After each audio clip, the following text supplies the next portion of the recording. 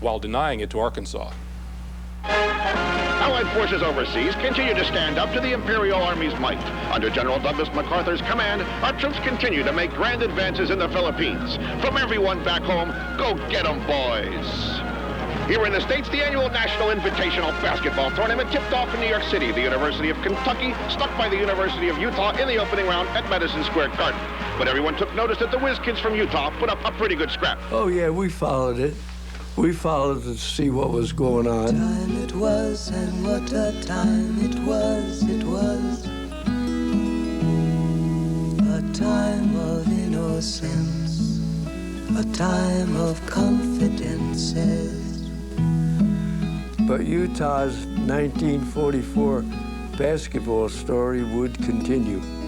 A tragedy took place in Arkansas that would dramatically alter Utah's basketball plans and would forever change my life. Their story and my story are very different. And as you are about to find out, they're the same.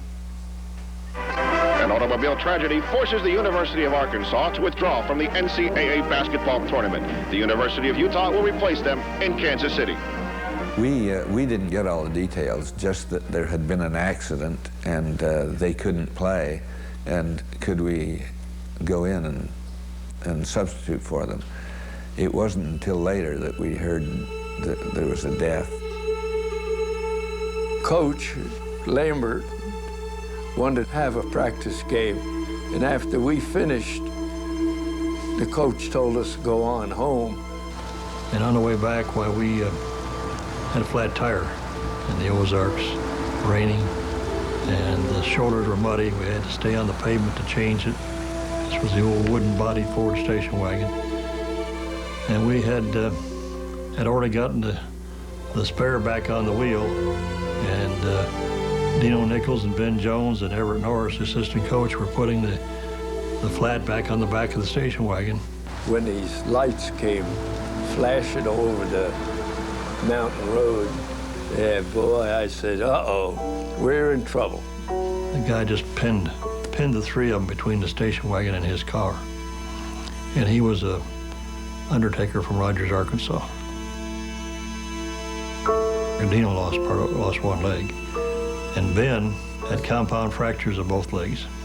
We had to pick him up, three of us had to pick him up when he put him in the station wagon because his legs just dangled. And of course, Norris. Heck of a nice guy. So they said, well, would it be all right if we just went ahead and selected the next runner-up? The coach had gotten a notice from, I guess, the NCAA that Arkansas had had this problem. And they wanted us to fill in, and he wanted to know if we wanted to or if we wanted to just go back home. And boy, to a man, we wanted another chance. Utah, we said, they're not going to win this state.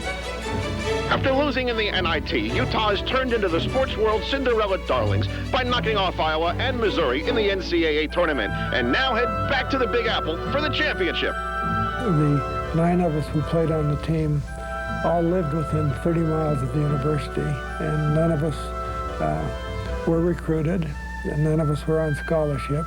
We're just all friends, you know, a bunch of country boys is all we were, you know. We knew that some of us were going to be going in the service, and so we almost thought, well, you know, this is our one chance. If we blow this, we'll never get a chance again. New York City was the site of the 1944 championship game between Utah and Dartmouth.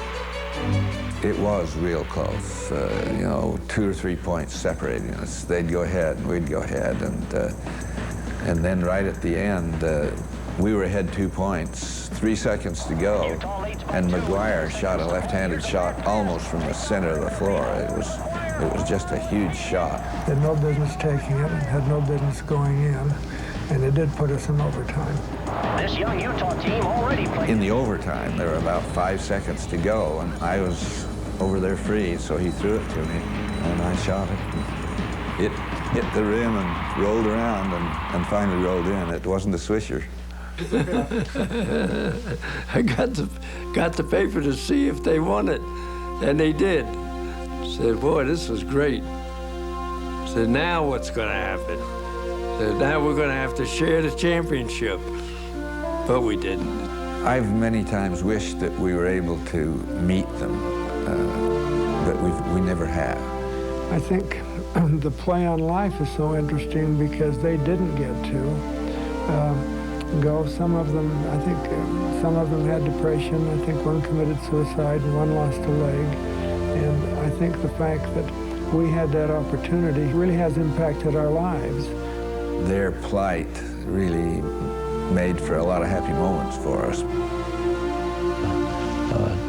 You know, it's something that you'll never forget.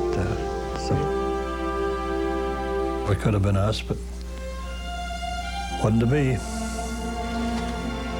60 years ago this month, we began this journey.